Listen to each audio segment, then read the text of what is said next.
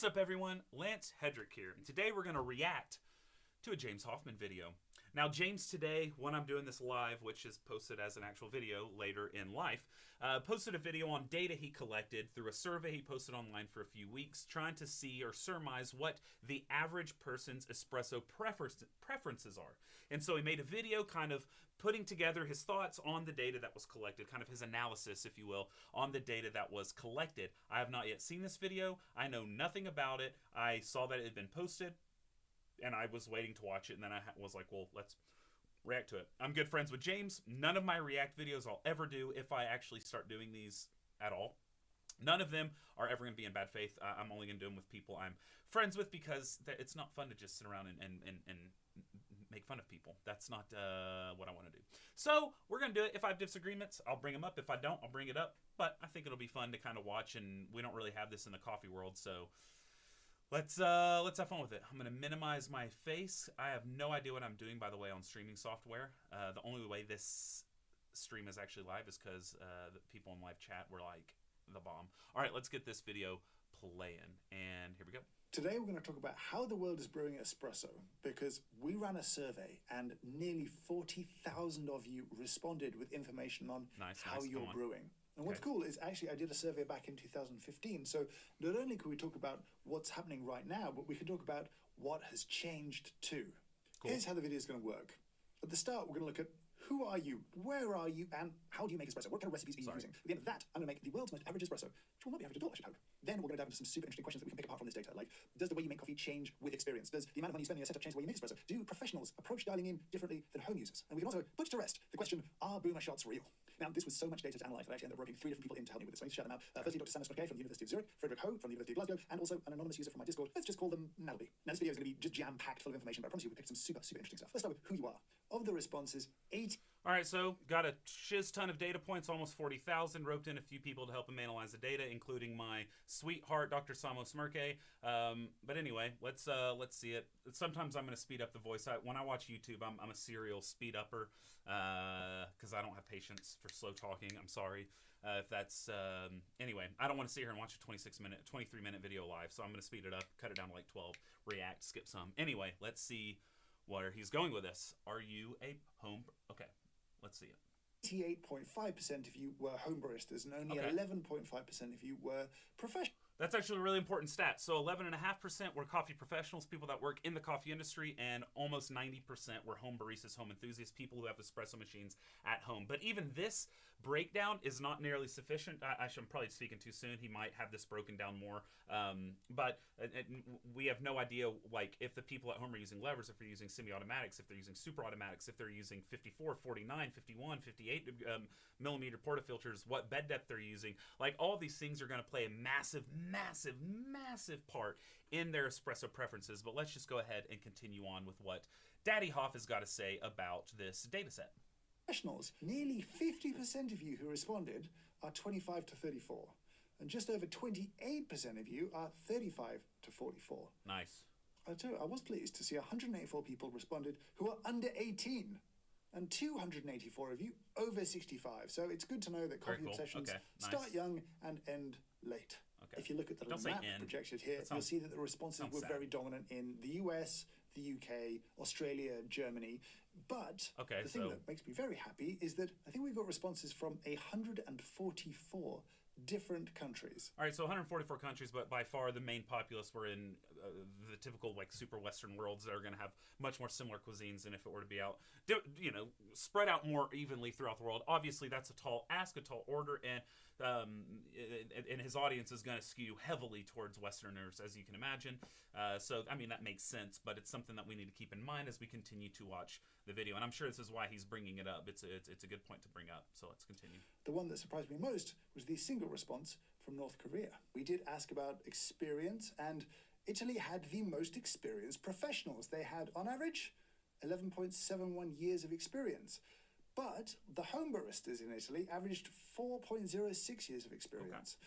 Now we'll put the... I'm very curious what experience means. These are surveys, so people are saying they have experience. Does Nespresso at home count as experience? That's a very popular thing in Italy, shockingly. You would imagine that people in Italy would be drinking espresso, but in reality, a lot of them are drinking Nespresso, or they're drinking mocha and calling it espresso. So, what is 11 years? What is 12 years? Who really actually knows? And then the home baristas, whenever it's not Italian, well, actually, I'm speaking too fast. I think that was talking about, I'm not going to lie, ADHD. I probably zoned out for a second. Highest levels of experience, averaging 11.71.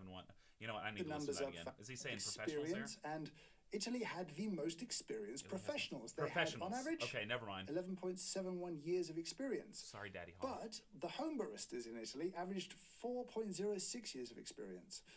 Now, we'll put the numbers up for how many people responded in those segments, just so you have an idea of how small the data sets are. Obviously, people in Italy watching this channel. Yeah, that's going to be a teeny tiny little bitty cutesy wootsy data set for people in Italy watching the channel, which is based on like specialty coffee, which is the antithesis of a lot of what Italy is doing. Not the antithesis, that's overstatement. But that's going to be a teeny tiny little data set that's not really going to account for anything, because of course the people watching are going to have a higher span of home barista-ship. I mean, come on. Those are the people who are home baristas are watching them, right? Oh, goodness. Some good decaf coffee just hits. All right. All about coffee is its own skewing of the data, but I think that gap was interesting. As a comparison point, you could take New Zealand, where the pros were at sort of 9.91 years of experience, but the home baristas at 7.04, so much closer. Pretty much everywhere, pros had more experience than home baristas. The most experienced home baristas came from Iceland. Now, we did ask you about the gear that you're using, and one of the questions was about the burr type in your grinder. And so here, 56.1 said conical, 32.7 said flat. So this is a difficult thing for me. Like, it's cool that he asked for flat versus conical versus both. But even when you have that, there's going to be assumptions made off of this data that is not going to be very accurate. Which, I'm Burrman. I'm not a fan of sweeping generalizations when it comes to burrs. But yeah, like, what are you getting from this data is the question. What the only data I could see as being somewhat relevant. And even this is not relevant, so never mind. I was going to say is the people who have both, because those could be like super nerds. But honestly, there are people who have only flat burrs, and they could have 12 grinders, but they would not be able to click both here because it would not be worth it to them. There's also people who have grinders that they purposefully have because they mirror what is known to be a conical burr grinder distribution, but it's a flat burr, like a Specialita. That might be someone's conical grinder, something that gives them a more syrupy mouthfeel, and they may have something that's more unimodal for filter. So I'm just, you have to be a bit more nuanced in these types of questions if it's going to actually have any type of sufficient meaning. And I don't know what I was expecting. I thought conicals would be higher, and then I realized it actually is higher, because 11.3 of you said both, so you have to add that into both categories. So technically, 67% of you using a conical grinder, 44% of you using a flat burr grinder. Conical being cheaper, I thought they would be more dominant. This is a kind of more even split than maybe I expected. When it comes to espresso machines, pretty dominant here. 78.2% of you are using a pump machine of some kind. Spring levers, not particularly popular, but manual levers, where you're applying the pressure, 12.7%. A few of you have more than one type. Respect. Nearly. Yeah, so of course, manual levers with the flare blow up is going to be a big part of the market share, especially people that are following Hoffmann, because he's made some beautiful flare videos. So, and then a lot of people have bought them based off of Hoffmann's videos. So a lot of this data, you have to remember, it's people who have a connection to Hoffmann, and James has a wide amount of influence, and so there are the people who bought flares because of James, which there's a lot, and there are people who bought flares because of me. I'm not saying it's just James. Again, I love James. But the people who bought flares due to James are also likely people who answered this survey, okay? You see what I'm saying? So, like, probably all the people who bought, or the majority of people who bought flares due to James's videos on flares, which have been beautifully made, fantastic reviews, pointing out flaws, like I said, great videos. But they're also likely ones who are also clicking on the survey. The most engaged viewers are the ones who are taking this survey, right? And so that's not surprising at all. So many people have manual levers. Can you move your video the lower right corner? I think most of the chart legends will be in the lower left. Oh, smart idea. We'll get me real small. We're still in the Daddy Hoff show. All right. Nearly half of you have grinders under $500, so these under 200 and the 200 to 500 category.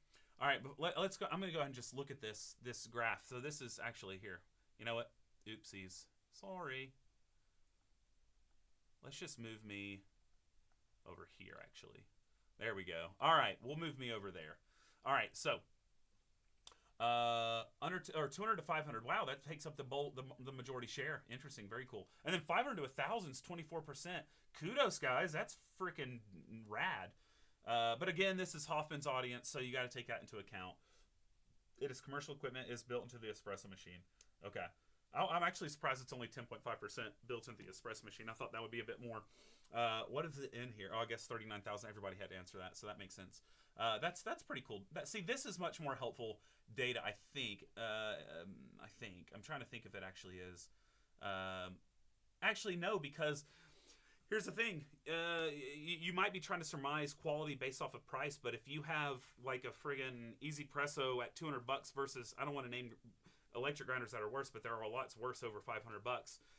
I mean, you can't even talk about quality based off of numbers. So that's an interesting game to play. But anyway, degree gets close to 50%. 24.1% of you have spent between $500 and $1,000 on a coffee grinder. The higher dollar amounts are interesting. The only other thing on the pie chart that I want to highlight is 10.5% of people have a grinder built into the coffee machine, and that's a number that was bigger than I expected. I didn't think that they were making up maybe 10% of the market, but that probably speaks to Breville Sage's success. Speaking of machines, we did have a sub $200 category. There's not many machines out there, but they were about 9% of what made up this survey. 27% were 200 to 500, and 26% pretty much were 500 to 1,000. That's sort of putting grinder and machine spending on par in some ways. Obviously, it's going to be higher for machines. Yeah, that's impressive. The fact that these people are spending about the same amount on their espresso machine as they are on their grinder. Kudos, guys. Very good, very good. I'm proud of you. You've listened. You know, grinder is tasty. Good job. Proud of you. But historically, people have complained people invested in machines but didn't invest in grinders. Looking at this... But obviously, not everybody can afford an expensive grinder. That's not to say that you're not worth it if you don't have an expensive grinder. I'm saying that you're putting your... It seems that the statistics are lining up to where the money you have to spend, you're splitting it somewhat evenly between the grinder and the espresso machine, whether that's 100 each or 500 each, whatever it might be. That's what I'm saying. Good job on. Not spend more money, because that's consumerism, and we don't need that. What we need is what makes our clocks tick. You know what I'm saying? And for me right now is this decaf. So I hope that you're drinking something good, regardless of the time of day as you watch this. Oh yes. Okay. This makes me feel good that people maybe are spending money on grinders. Let's talk about roasting. 11.5% said light, and then making up the three mediums, which would be medium light, medium, and medium dark. Well, that made up very nearly 80. Okay, I have a big issue here, and I think y'all know that. Come on. Light, medium, medium, dark, and very dark. This is not going to be helpful in the slightest strictly because around the world, different areas, people have way different conceptions of what these different terms mean. You could have people that chose they have medium when in reality they have dark. And you could have people who chose medium that may actually have medium light, or you could have people that chose dark that may have medium light. The thing is, when you look at a global scale, and when you're bringing in Southern Europe and you're bringing in other countries where light roasted coffee is actually really dark, and you bring in countries like Norway where it's always been quite light, and you're skewing the pool there. And so this, honestly, this data set to me means absolutely nothing. Like, less than nothing, it means nothing. Whenever you're leaving it up to the person to guess what roast degree they have, then you're going to have, I mean, it's just random. It's just like if you were to say, here's an answer sheet, fill out A, B, C, D, E, F on these, boom, boom, boom. You could just like draw a picture in the bubbles, and you would have the same distribution as what this is going to give you. This isn't going to be helpful because people are not good at assuming what those colors are. But I understand putting it in there. I mean, that makes sense. Like, this is data that is definitely desirable, but getting it is a much more difficult thing to do. That's why I made my roast color video. Hello. 3% of your responses. I think I thought there'd be more light, and I think I thought there'd be more dark and very dark. And dark and very dark are pretty small slices of the pie, so medium as it is. And another interesting thing, I think that the most people that are drinking dark are not like, don't think they're drinking dark. There are people who are very proud they like dark coffee, but in all seriousness, and I am everywhere, I've got eyes everywhere. The people who are proud of that and are like, dark is good, that are actually active on forums and in YouTube comments, it's very far and few between.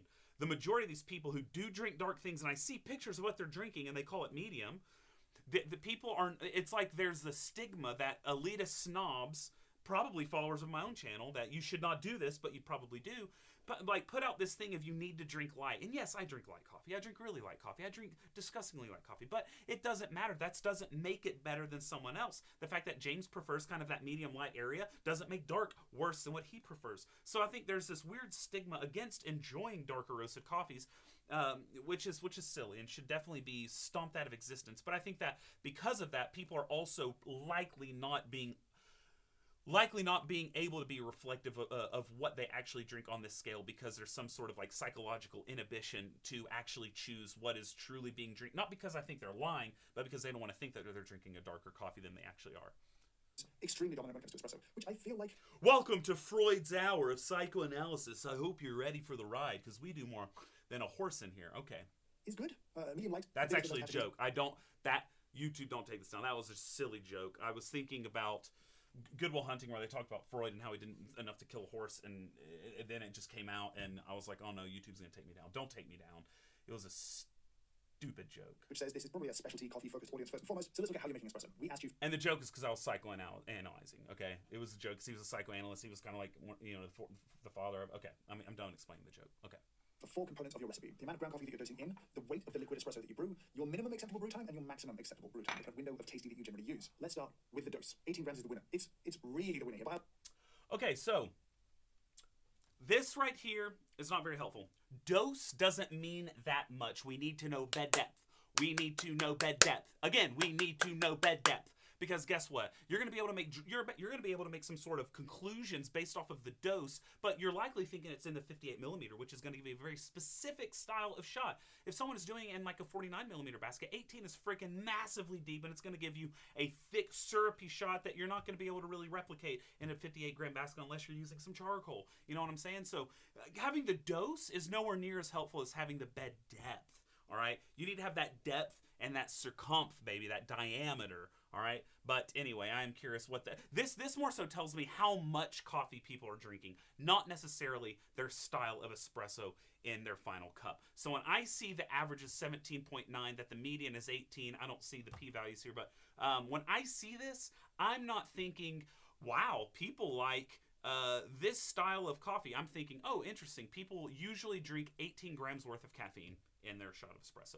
That's about as much information as I can glean from that. A long shot. I'll start making a little average espresso here in a second, but the average dose, 17.99 grams, so I'm just going to use 18. Now let's look at the way that we're brewing espresso. The beverage ratio, if you will, 2 to 1, so the espresso weighs 2 times as much as the ground coffee. I'm actually a little curious if some people fudged those numbers. I'm a little curious because, let's be real, out of almost 40,000 people, really that many people are using a scale that answered? I'm sure most of them are. I understand, but let's also be real. There are people that follow James that are probably don't have a scale or aren't using it every day, and they're, you know, popping it in and beep pop, whatever comes out, and that's cool. But you know, 18 is like the number. To have 17.99, I mean, that's pretty, you know what I'm saying? Just making noises like an ADHD person. Okay. Coffee does. That is wildly popular. You can see 2.2, also quite popular. Little spike at 2.5, tiny little spike at 3. All right, so ratio. This gives me a little bit more something, but not super. Because now with the advent of these, you know, holes to the walls type stuff, and then also we have different diameter baskets, the ratios are all going to be a lot different, right? So 1 to 2.16, if we said traditional style, like VST style, IMS style baskets, 20 gram depth, 18 gram dose. What's your ratio? Cool. Now I know something. But whenever it's just, you know, whoopsie daisy, what is your ratio regardless of your diameter and the style machine you have? I mean, yes. Did James collect the data himself? Yeah, he posted about it all over his socials. Someone was asking me that in the chat. Okay. And again, I love to be negative Nancy whenever I'm looking at data and stuff like I did. One of my good friends is Dr. Chris Hendon, and when his papers come out, I absolutely go to town on them saying, this is where it's wrong, and I don't really say where it's right. James did a phenomenal job collecting this data and interpreting it, and I'm so glad he reached out to Dr. Smirke to help analyze it. But of course, I'm going to attack the relevancy of a lot of the data because espresso is such a vast and complicated thing. And you know what else? I bet you a lot of these people are potentially using mocha pots that are answering this because that's considered espresso in a lot of areas. So, you know, there's a lot of stuff that, you know, anyway. But also if like 12% or 11%, 10.6%, whatever it was, of flare users, manual lever users, that also means that probably most of them are not the Flare 58, which means most of those are like 49 mils or 38 mils or whatever. And so a 1 to 2 on that's going to be vastly different than a 1 to 2 on a 58 mil. Just saying. Okay. And then a decent spike at 1, actually, people pulling a very ristretto style shot. So, you know, 20 gram dose in, you're getting 20 grams of liquid espresso. That is a short, strong, intense shot. So I think we need to look at the actual beverage weight to use. You'll see 40 is, in fact, the most common sort of dose here. And that's because lots of people are dosing 2 to... See, now this is an interesting thing. You see these massive bars that are just kind of randomly throughout. So one of them is that looks like 36, which means people are being very anal about 18 to 36. And then 40 is because people are being very anal about 20 to 40 or 18 to 40. And that's because they're nice numbers. And so what this is telling me is that people are less so guided by taste and more so guided by recipe because they are falling in those very specific number areas. So People are replicating recipes they see online, and they're just going, and they're making it work regardless of how good it tastes. I think that is less of a reflection on taste preference and more a reflection on people's education and capability with their espresso setup at home. This is not an indictment on people saying you don't know how to pull your espresso. It's more so trying to put a light on the fact that people are very much influenced by what other people say and do. And if the main thing you find when you look at Google as what is espresso, it's like 18 in, 36 out, you're going to do that, and you're going to make coffee work in a time parameter of like 28 seconds, and that's your perfect shot, and you feel stoked on it, and that's what you're going to fill out on the James Hoffmann survey, because that's what you do at home. But I don't think that necessarily reflects your favorite taste. It reflects what you reliably repeat in your home situation. And also, the fact that cafes were allowed to get in on this, they are not able to pull what exactly they want because they have to make espresso that tastes good in in milk drinks, which means most of them are around the 1 to 2, and they don't really have any flexibility there unless they have a separate coffee machine where they can do single origins or something and play with the ratios and the parameters. But in reality, you have a built-in 1 to 2 with coffee shops being included. Okay. To 1 at 20 in, 40 out. And then a lot of people are also dosing 18 in and 40 out. Looking at this data, one of the things that pleases me is that we, culturally, when our espressos are brewing, like even numbers. You'll see there are spikes at all of the even numbers. So we like 30, 32, 34. We like 5, though. 35 has a lost 5. 36, 38, 40, 42, 44, 45. The implication to me is that we are choosing our ratios not based on taste, but based on mathematical convenience. The average output here is 38.76 grams, so that average ratio of 2.16 to 1. And that's what I'm going to brew. Now, as for brew time, 25 to 35 seconds really was massively dominant as a kind of window of time, which was the midpoint, the kind of target time at 30 seconds. Cheers. What it would be to live in a world where this was the average. It was very tasty. No real surprise. Now this whole thing has been an intense project. It's been so much data, and it's easy to kind of feel lost in it and lose focus and kind of wander off. But actually, I haven't struggled as much as I expected, because one of the things that helps me with focus and attention is Headspace, the sponsor of this video. I want to tell you how. Okay. Headspace helps users build healthy, lasting habits. Back then, the average came out just under 18.7, and doses of 21, 22 were a little bit more popular, as you can see. Yeah, 18 was still the dominant dose, but it wasn't as dominant as it is now. You could argue increasing coffee prices may have played a role in that. As for the beverage weight, the drinks have gotten bigger. We're actually pulling more liquid through. The average has gone from just under. Okay, so to be honest, I'm not sure how relevant this data from 2015 is, and that's because back then, getting 1,500 people, I mean, this was a very, you were only getting coffee freaks back then. This is 2015. This is before the Hoffmann boom of 2020, all right? So you're getting the freaks who are already following him, and if you're one of those people, you were a freak way back when, all right? And so you have the crazy people who are the trolls now on Home Barista, who are curmudgeon-y because everything changes every 2 weeks and they don't like it. But you're one of those people, and that's cool. But the thing is now with the 40,000, I think a lot more not intense people probably responded to that survey just because they love Hoffmann, which, I mean, heck, that's why I did it. It's not to help the daggum world. It's because I love Daddy Hoff. Because I'm baby Hedrick. And so yeah, I think that there are going to be two completely different data sets that honestly kind of comparing them is not going to be super helpful because I think the data set is so completely skewed from that sample set in 2015. Think about 2015. Hoffmann was not even at 250,000 subs in 2019. I think it was March of 2020 when he hit 250K or something. It was right when pandemic started, then he blew up. So we have 1,000 people from 2015. I think that's before he did YouTube. I think this was just word of mouth and coffee. So it's going to be very skewed, this data. Probably mostly coffee professionals would be my guess, because it's 2015. So if it's mostly coffee pros and it's mostly cafes, then it's mostly going to be in a very small subset of this 1 to 2, because they're in cafes, and it's hard to do anything bigger than that. You have some cafes trying, but when you have a milk drink, you can't put a watery 1 to 3 turbo shot in it. It tastes like poop. 36 to creeping up towards 39, which is not a huge change. It's a few grams, but it's still a substantial change. And so the ratio shifted as well. We went from 1 to 1.92 to 1 to 2.16. Now, I've been thinking about why ratios have gotten longer, because in some ways it doesn't make sense. It's not that roasts have gotten lighter, because... Again, I don't think ratios have gotten longer. I think his data set is skewed because he's no longer speaking to all coffee shops. Coffee shops tend to do a bit shorter shots because they taste better in milk beverages. In addition to that, roasting has gotten a lot lighter since 2015, which forces you to have a longer ratio. In addition to all that, you have more education that you don't need to stick to the 1 to 1.5, 1 to 2 ratio. So people are kind of branching out. But anyway, let's continue. He's probably going to say all this in a second. I can't help but talk. Looking back at 2015, that community that I surveyed then were probably using really, really light roast. That was kind of peak specialty coffee, perhaps a little bit too light. And I think roasts in some ways have drifted to darker since that time. So it's not driven by that. I don't think that's right. I'm sorry, Daddy Hoff. We have gone lighter and beyond since then.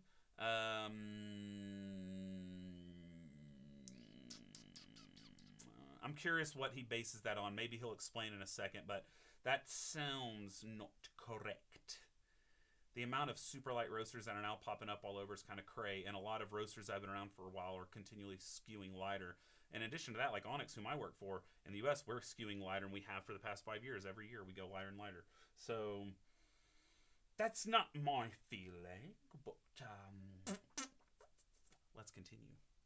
And the other reason to come up with longer shots might be the equipment isn't as good, and the equipment's gotten better, so it's more able to extract. So if anything, that should drag our ratios shorter, because... Chat just said something that I'm not even thinking about, because I'm sitting here just only thinking, like, I need another sip of decaf. But they said there's been no discussion of pre-infusion throughout this video, and they are right. They are right. They are right. They are right. I need a they are right. They are right. Now I gotta do a something. Do a something. Do a something. I don't know why I needed to do that, but I did, and now it's done, so get over it. Okay. Yeah, they haven't talked about pre-infusion. They haven't talked about, because so many people, 10%, 1 out of 10 people are using manual espresso machines. You know what that means?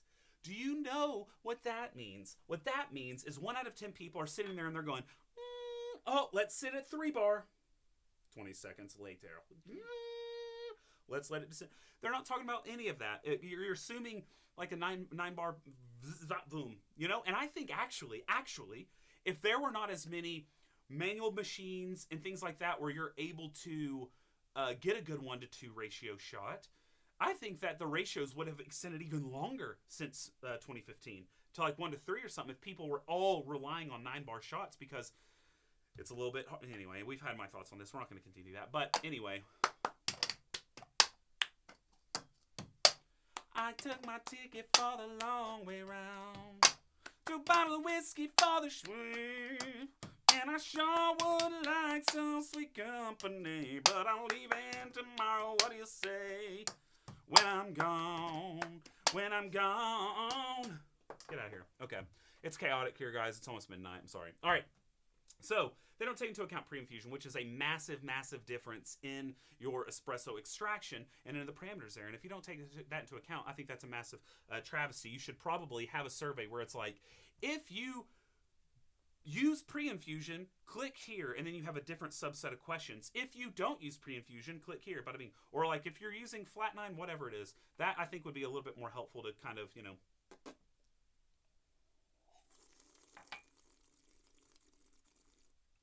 yum. All right, that was my last sip. I had to. Equipment has gotten better and more popular. To think about the domestic grinder choice of 2015 wasn't good compared to what it is now, which is frankly incredible. That's a good point. That could also be, well, that would actually be in the opposite direction. No, let me think. No, actually, if you have nicer grinders, you should be able to pull shorter shots and make it taste really freaking good. You know what I'm saying? Because it's extracting so friggin' well. Well, that high extraction doesn't necessarily mean a better grinder. High extraction does not a better grinder make, okay?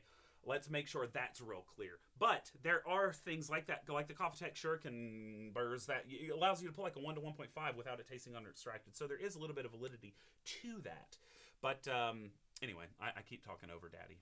So why are we pulling longer shots? And part of me thinks it's just fashion, maybe? Or we just enjoy that style. It's kind of in trend right now.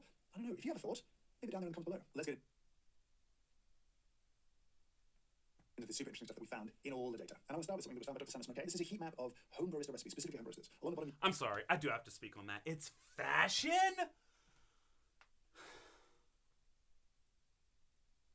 That doesn't even compute in my brain. It doesn't even compute. How would that be fashion? And it affecting 40,000 people and it's fashion. When also we're not even looking at all these other parameters. I don't think that's a fair conclusion as to why there's been a shift. I think a more simplistic conclusion is there is not, even if you want, you know what? Let's even say that roasts have gotten darker slightly. I mean, if you were to say that, first off, you'd have to have hella data to back it up. But even if you said it, let's grant it, it would have to be slight. It would have to be slight. Let's say you could also explain it as there's been a preference of your subscribers to drink lighter coffee over the years, which has forced them to drink lighter. Or in 2015, the people you surveyed were coffee shops that were doing it based off of their house espresso, which is likely a darker blend, which is what people use when they're making their milk beverages. So that's an assumption. I'm assuming that's mostly Coffee Pros in 2015 because, like I said, Hoffmann had his blog, but I think his YouTube was in the very early infancy, like very teeny tiny. And so, yeah, that's 9 years ago. So I'm assuming, you got to take those things into account. But also, I think education could be a thing. It doesn't have to be fashion. It could be just evolution. It could be education. It could be different things like that. I mean, we had friggin' the 1 to 1.5, the 1 to 2. It's had its time, and I don't think they were fashionable at those times. I think that's just what the majority of the zeitgeist preferred. And I think we're now at a point where people are learning what they prefer because they're doing it at home as opposed to relying on the barista to do it for them. Okay. I think by fashion he means the data is skewed by the influence he and other YouTubers have over the people filling out the survey. That's potentially true, but when all the people just follow influence recipes because they cannot dial them by themselves, why wouldn't it be fashion?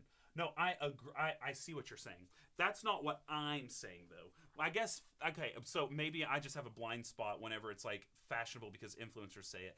I actually see a ton of influencers push for boomer shots. Like Daddy Got Coffee's always pushing for boomer shots over longer shots. Yes, okay, I can see when you're like if you're saying like Rayo, because Rayo does push for like a Lange's a 1 to 5. Okay, I can see that. Yes.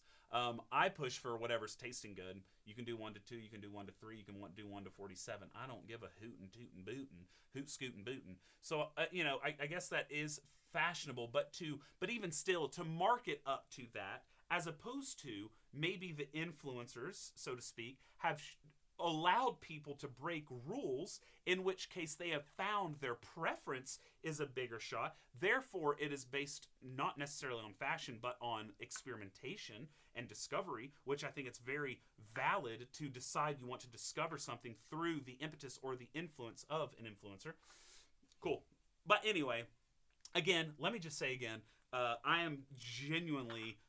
I love Daddy Hoff, and none of this is supposed to come off as like aggressive towards him. I just, I like to get on. I put on for my people, on for my people. Okay, yeah, okay. Thank you. Okay, yeah, someone does say that fashion does sound a little bit more dismissive in the U.S. than the U.K., and that's probably why I said something. Maybe in the U.K. it has a different connotation. So maybe that is what it is. To me, when I heard fashion, it sounds like, oh, you're just doing it for the clout. You're doing it for the fashion of it. So to me, it sounded a bit of like these home baristas were doing it for the fashion of it. And it seemed, yeah. So anyway, that's a good point someone made. Anyway, let's continue on. And again, I don't think there's any malintent from Hoff Daddy. All right, Daddy Hoff can say anything, and it's great. Okay, let's just make sure that's clear.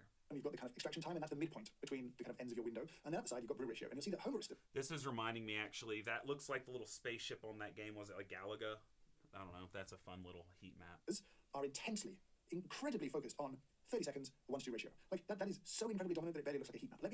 That's funny, though, because he said that it was skewing 2 bigger shots due to fashion, but fashion would say 16-second shots, wouldn't it? Hello, Harvard, yo. School of Rock, anyone? Okay. No, anyway, sorry. We compare this to the professional heat map. Firstly, that red box is much larger. It's a bigger spread, but actually all around it, that kind of heat map is brighter.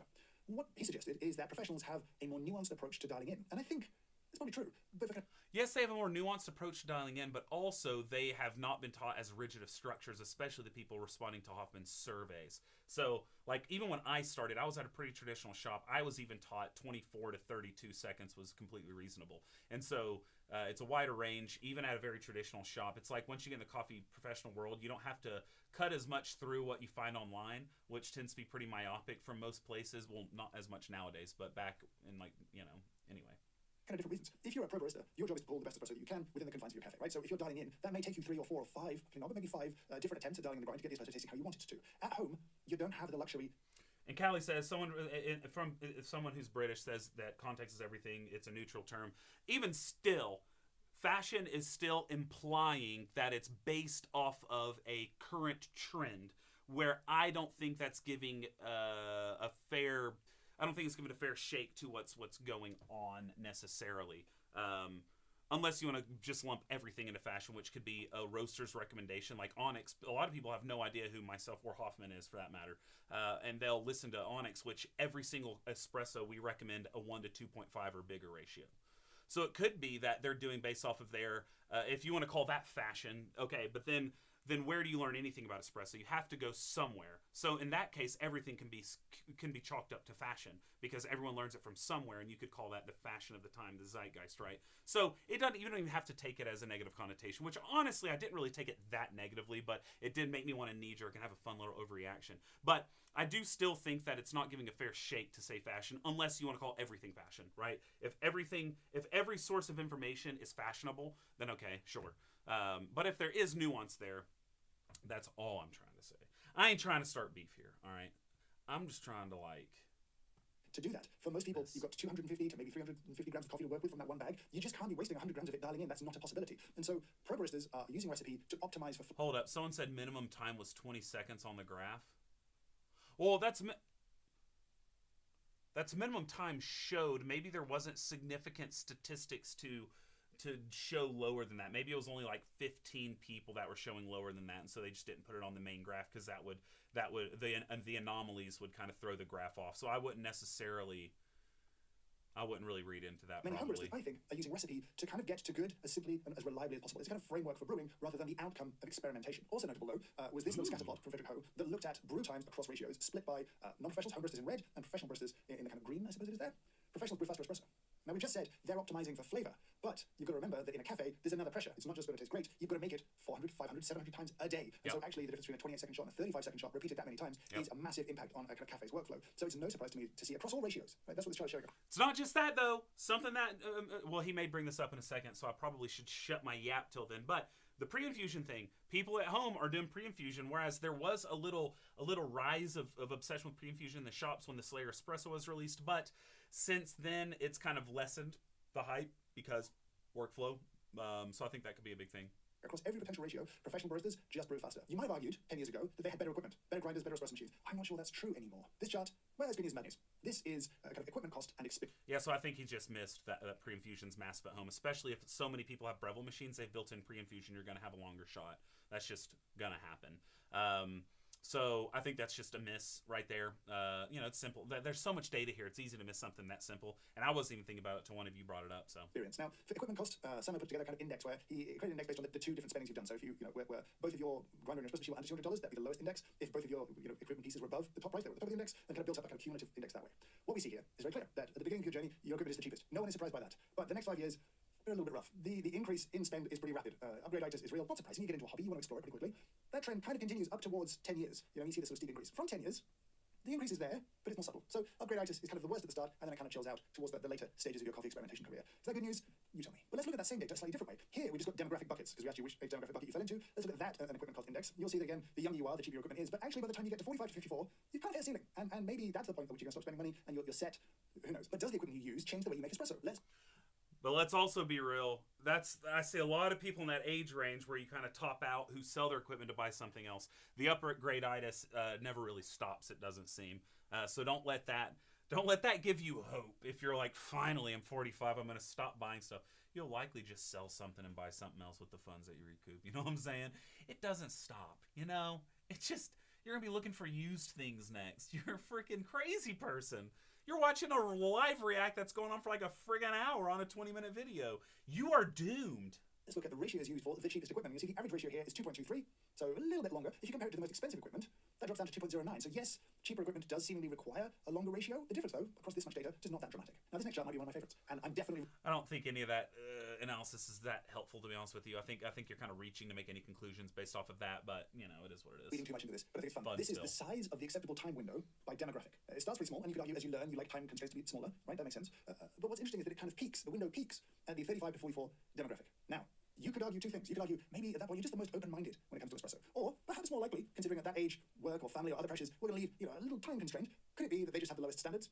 If that is the case, nothing but understanding. I'm at the same age demographic right now. I kind of like the idea that as you get older, the window closes back down again. Maybe you've got a bit more time to fuss over your espresso, and get it just how you like it. Now, I did say we talked about the way that burr type might influence the way you brew espresso, because I had conflict. Oh, no! Oh, okay. So a little bit longer. If you compare it to the most expensive... I don't know why I hit refresh. My brain blanked, and I hit refresh, and it freaked me out. Okay, sorry. Equipment. that drops down to 2.09. So yes, cheaper equipment does seemingly require a longer ratio. The difference, though, across the small, and you could argue as you learn, you like time constraints, argue two things. You could argue maybe at that point you're just the most open-minded when it comes to espresso. Or family or other pressures, we're going to leave age demographic right now. I kind of like the idea that as you get older, the window closes back down again, you get a bit more time to fuss over your espresso, and get it just how you like it. Now, I did say we talk about the way that burr type might influence the way you brew espresso, because I had conflicting opinions here, right? Let's take flat burrs as the standard and look at conical burr users. Would they have shorter shots than flat burrs? Because conical burrs tend to produce espressos with more texture, and if you really like texture in espresso, you might like a shorter ratio.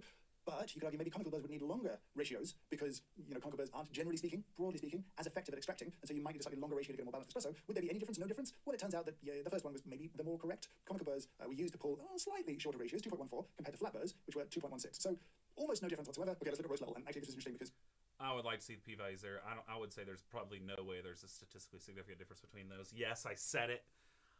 I don't think there is, but it would make sense that there'd be shorter with the cones, because cone boys, if people are doing cones, it's either because it's cheaper, because it's entry, because it's easier to find.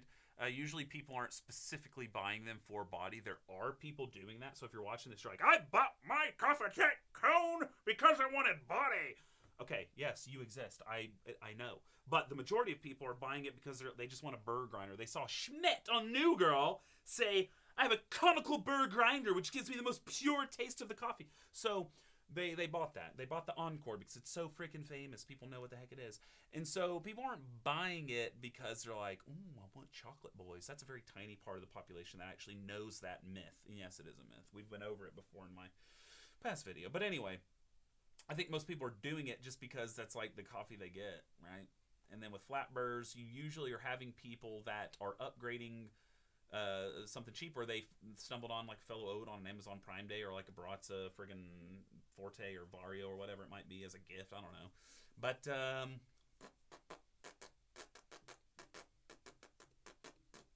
ADHD hit me. Okay.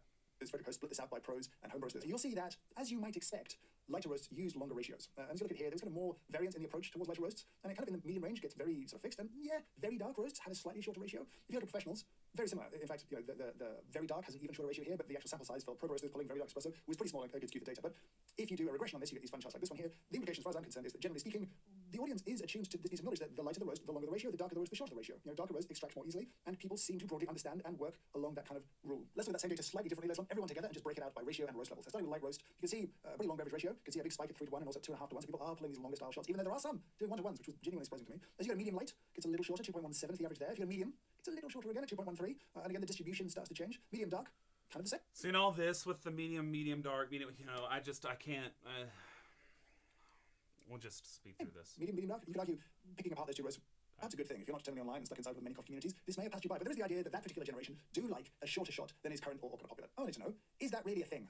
And there's an interesting prequel to that. I wanted to ask the question, how does your coffee making change with experience? And this data genuinely surprised me. You can look at sort of beverage ratios and then experience across the bottom on the x-axis. And you can see that regardless of people's experience, the averages pretty much stay the same. It just trends flat. That was really I'm sorry. I just think it's a little funny. People call these boomer shots, and it's well, at least in my perception, it seems to be less of an actual like diagnosis or prescription of someone's age status, and more of like a joke. And so the fact that James, he's not a boomer. I think he's an old millennial, but he's kind of boomer-esque in how literal he takes that accusation, actually studies the data to see if it's accurate. I'm not sure people are actually thinking if you're a boomer, you're preferring across the whole a shorter shot. It's just kind of a joke because it's like a new school thing to do these turbo style shots. I just thought that was kind of funny, kind of the irony. I don't know. I'm also not very young, but I'm definitely younger than Daddy Hoff, and so it was funny to me because he's like a boomer to me, but not really. He's very young, just not as young as me, so I can make the joke. Okay. Really interesting. You could argue that there's no evolution in how you make coffee with time, or there hasn't been so far. That seems contrary to my understanding of the world, but that's what the data says. It sort of implies that however you make espresso, that's kind of predetermined by your demographic, perhaps. Let's look at the ratios with age 65 and over. They're famous. They have a 2.09 ratio. That's pretty short. As we go younger, how will it change? Well, looking at the age group before, it gets a little bit longer, 2.11, and then another age group, it goes a little bit longer again, and then to 35 to 44, it goes a little bit longer again. The trend seems to be holding true. 25 to 34, a little bit longer again. It's just trending in this direction. 18 to 24, the longest shots by far. But because everything is a cycle, we must look at the under 18s. And there's a great surprise. Because there, we see an identical ratio to the boomers. And so you could argue, there might be boomer espresso, but there is also zoomer espresso. And I hate myself for saying that out loud, but it is what it is. That's what it is. Two things to know. One, the median on the boomer shot is slightly lower, so you could argue that is a different style slightly, or different distribution, but it's pretty close. It's really pretty close. A more important caveat is ultimately about how we have to clean this data. We had 39,320. When you prove a meme, does that make you old or trendy? I don't know. But he proved the meme of boomer shots, and that is quite funny to me. I love it. Now, the Zoomer thing, I think you could probably make up a pretty decent hypothesis as to why that is, but like probably a lot of them are going based off of what their dads show them with their coffees, which a lot of them may have boomer dads or something, or granddads who are showing them something. I don't know. Anyway. Like the amount of people I saying I'm equipping my 18-year-old kid who's going off to college with my espresso machine is actually kind of nuts and awesome. It's super cute. I like it. But it's also a hilarious excuse to buy yourself a new machine. Oh yeah, I just gave my kid my Cremina that's lasted a solid 20 years. Now I'm gonna get a friggin' Nuri friggin' R-Type, whatever it might be. I'm like, okay, were you really being that generous? 25 responses, and a good number were bad. They were incorrect. The data made no sense. The inputs made no sense. That meant that how you clean the data will change the data you ultimately get at the end of this. So someone else ran a very similar analysis, but didn't find exactly the same numbers because they cleaned the data very slightly differently. Let's move on. Weighing your shots can be, I think, one of the best ways to control and understand espresso brewing. It's one of those things that I cannot recommend enough. And we did ask how many people don't weigh. 1.2% of respondents, right? Which is not a huge number, actually. A few hundred people just don't know how much coffee they're putting in their water filter. That's okay. What did surprise me, and I can't work out which way it surprised me, is that 12.5% of people aren't weighing their liquid espresso out. Now, the implication is that a staggering number of people... I knew it! 12.5% are not weighing their coffee out. I knew it. I knew it. I knew it. Okay, sorry. I know when you have that many people that are responding to the call on a YouTube, on an Instagram, like... are weighing the amount of espresso they get out of their... That all being said, when I use my Streetman, it is very rare I pull out a scale because that thing just makes delicious crud, okay? All right, so honestly... no scale well, when I weigh the dose. Okay, I do weigh the dose. I want to make sure I get that depth right. You know what I'm saying? And I know the amount I need in my depth for that basket. But when it comes to the output, I'm just yeeting, and whatever comes out, and it's good. Okay. Their espresso machine, which is really great. I think that's good. But there are still, in this survey, over 4,000 people who just aren't really controlling their espresso that way. And I figured, if this is a sponsored video, I'll just give away 20 cents of espresso scale. So there'll be a link to a competition in the description down below. And please only enter if you're not weighing your shots. And I'll pick 20 people anywhere in the world that we can actually ship them to, and I'll send out 20 espresso scales. So thanks again, Headspace, for sponsoring this video. There's a QR code on screen once again. I just thought that'd be a fun thing to do. Seriously, if you're not weighing your espresso liquid out, do it. It's so helpful. It's so helpful. So I will say a very large thank you to every single one of you who... That's a sweet little offer. I like that. I want to do something like that. Maybe I'll do like friggin'... this video won't get enough views, I don't think, to make it a good offer. So we'll do it somewhere where people are actually watching. But that's a fun little offer. I'll take him up on that. Easy. That's cutesy. That's cutesy pootsy. Because you can always just order it off from like a website near to where the winner is, and then like shipping's nada. That's friggin' easy. You know what I'm saying? So that's a freaking heck. I like that. I'm gonna steal that idea. Maybe not scales. Maybe something else. I don't know. Maybe scales. Who knows? I don't know. But thank you, Daddy Hoff, for that giving spirit, because you have friggin' stoked my cojones to do that. Who contributed to this survey. 39,325 of you took the time to share how you make coffee, and I'm incredibly grateful. There's ways I'd improve it if I did it again, and if you want us to do another survey in another year, maybe ask some different questions, let us know down below. If there's things that maybe we didn't ask of the data that you think are really obvious and should have been asked, let me know down in the comments below. We're thinking about trying to put together maybe like a PDF of all the charts and stuff, just so you can look at it at your own leisure. We're not going to share the data raw because we don't have the consent of the people who did that. To do that, we said we wouldn't share it. And certainly would never be monetized or sold to other people that way. So we're not going to dump the raw data out there, but we will share some of the stuff. I'll probably put it in a YouTube community post, so it would help. If you follow the channel, you'll see it pop up in your feed, I hope. And that's it. Maybe we'll add it to the description down below when we've had a chance to put it all together. And maybe we'll include some additional questions that you might have asked down in those comments below. But for now, I'll say thank you so much for watching, and I hope you have a great day. Okay. Oh, there's a butt. Sorry about the butt.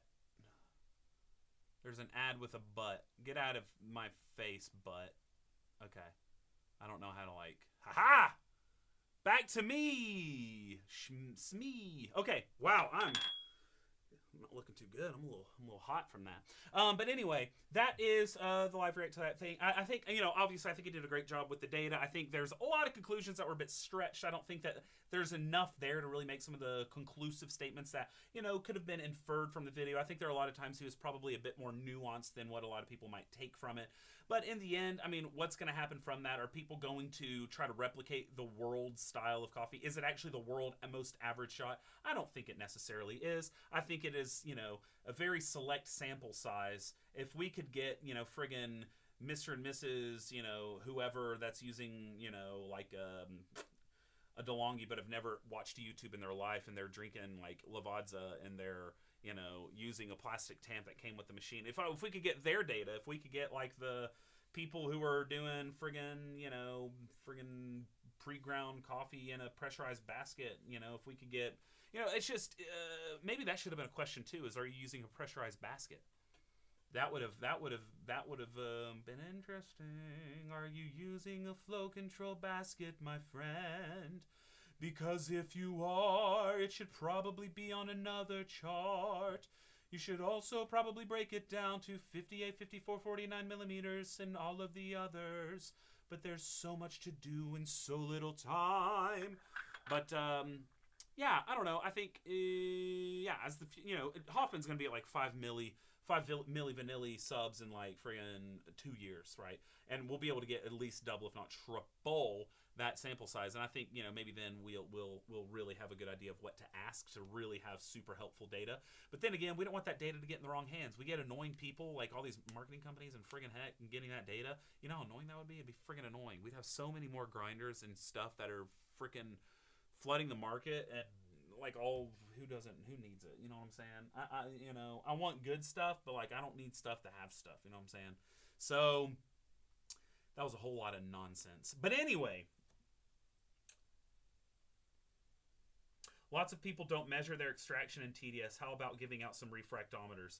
Actually, I could see if Difluid would do like a bulk, like if I bought 10, if they would do like a friggin' sick little discount or something. That'd be sweet, because those are pretty decent. Those are pretty decent little bad boys. I wonder if they do that. That'd be kind of sick. Maybe I can make that happen, actually. Let's see. People who know what a pressurized basket are probably aren't using one. Yeah, I would push back on that. I know plenty of people that use the pressurized baskets and know exactly what they are. Like my parents' friends, there are a lot of them who use a pressurized basket, know exactly what it is. They use it because they don't want to buy a grinder, and they're okay with pre-ground coffee. Data set is super interesting, but it's difficult to draw any real conclusions from because the data collection is way too messy. It's just its own things. Yeah, no, I agree, 100%. I think that it is a fun video, but I think the attempts to draw conclusions based off of how, like you said, messy the data set is, the sample set is, I don't think we really got anything that we can learn from it, to be honest with you. But was it fun? Yes. Was it entertaining? Yes. Did I get my daily dopamine from Daddy Hoff signing off? Yes, I did. You better believe it. So anyway, you know, just trying out a new format for funsies. To, like, you know, I'm not organized enough to do something more in advance. So I was like, oh, Daddy Hoff video. Oh, let's go react. Oh, I hope people don't think I'm being an a-hole, because I'm definitely not trying to be. Because I'll that's just, you know, I'm just having some fun. Okay, I think that's good enough though. I'll lose my mind if I want to Difluid. Been wanting one for a while. Maybe we'll do one. Maybe I'll do like a little something for my Patreon. Actually, I'll do a competition. That'd be nice.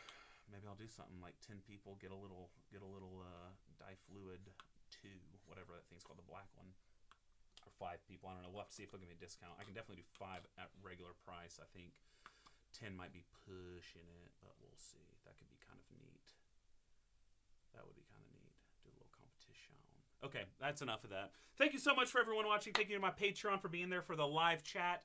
And to the people in the future that watch this, you know, shout out to my Patreon, because they made this live possible, because I don't know how to work OBS, which is the streaming software, and they did about 10 minutes of friggin' free guidance to get this to even work. So we need to thank them with all that we're worth. So thank you, my Discord, my Patreon, my peeps there. And I think that's it for me tonight. I probably should get sleep because I'm acting a little crazy, but I probably won't get any for a while. So I'll probably just go drink some water and play some chess. And you should drink coffee if it's the morning for you, or midday, or like even night if you're crazy like that, if you're freaky like that.